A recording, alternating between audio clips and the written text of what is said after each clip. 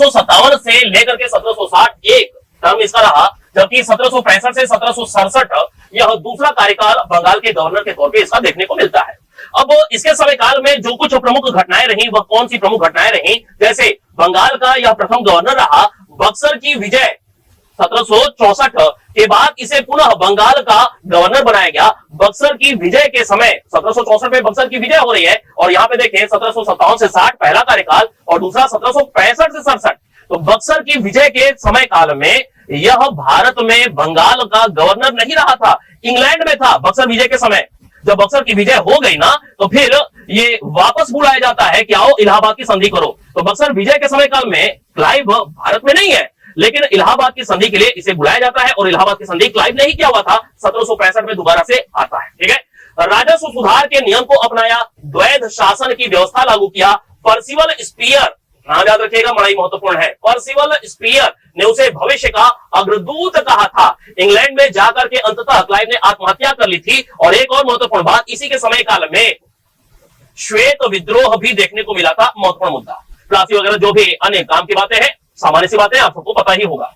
इसके अलावा दूसरे नंबर पे नाम आता है क्लाइव के बाद हॉलवेल का। ये स्थानापन्न के रूप में जाना जाता है, स्थानापन्न के रूप में जाना जाता है, अर्थात रेगुलर नहीं है, कुछ समय के लिए इसे नियुक्त कर दिया गया था।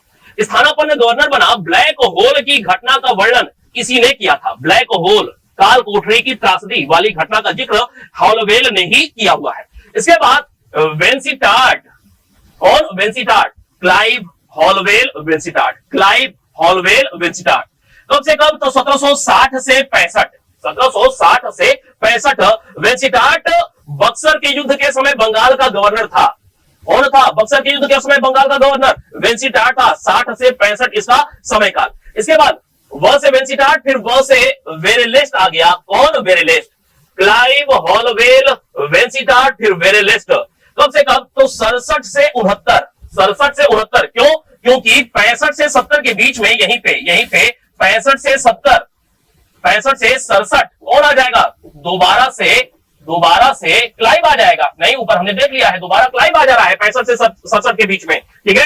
तो यहां पे हमने देखा कि वेरेलेस्ट जो है 67 से 69 यह गवर्नर बन रहा है। द्वैध शासन के समय ये बंगाल के गवर्नर थे, क्लाइव ने लागू कर दिया है।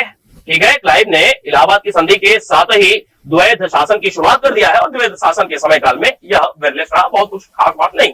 कर्टियर, वेरेलेस्ट के बाद कर्टियर का नाम आता है 69 से 72, 69 से 72। 1770 में बंगाल में आधुनिक भारत का प्रथम अकाल पड़ा था। आधुनिक भारत का प्रथम अकाल कहां पड़ा था? बंगाल में पड़ा था। कब पड़ा था? 1770 में। अंग्रेजों के आने के बाद पहला बड़ा अकाल कौन सा पड़ा था, जिसे आधुनिक भारत का प्रथम अकाल कहा जाता है?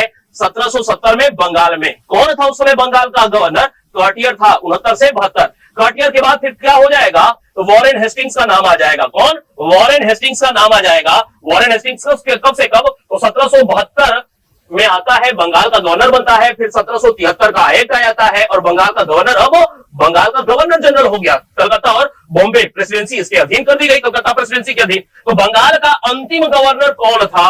बंगाल का अंतिम गवर्नर यही था, वॉरेन हेस्टिंग्स ही था। नहीं, 1773 के एक्ट से होता है ना बंगाल का गवर्नर जनरल बन गया। 1772 में तो ये ज्वाइन कर ही चुके हैं। तो बंगाल का अंतिम गवर्नर कौन हो गया? यही वॉरेन हेस्टिंग्स हो गया।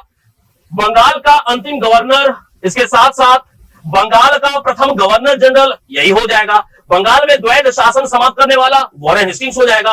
रेगुलेटिंग एक्ट के तहत बंगाल का गवर्नर जनरल बन गया था। निश्चित रूप से बात स्पष्ट हो गई होगी। तो ये कुछ बातें बंगाल के गवर्नर को लेकर के रही। एक बार फिर से नाम रिपीट करते हैं। क्लाइव, क्लाइव के बाद हॉलवेल, हॉलवेल के बाद वेंसिटार्ट, वेंसिटार्ट के बाद वेरेलेस्ट, वेरेलेस्ट के बाद कर्टियर, और कर्टियर के बाद हेस्टिंग्स।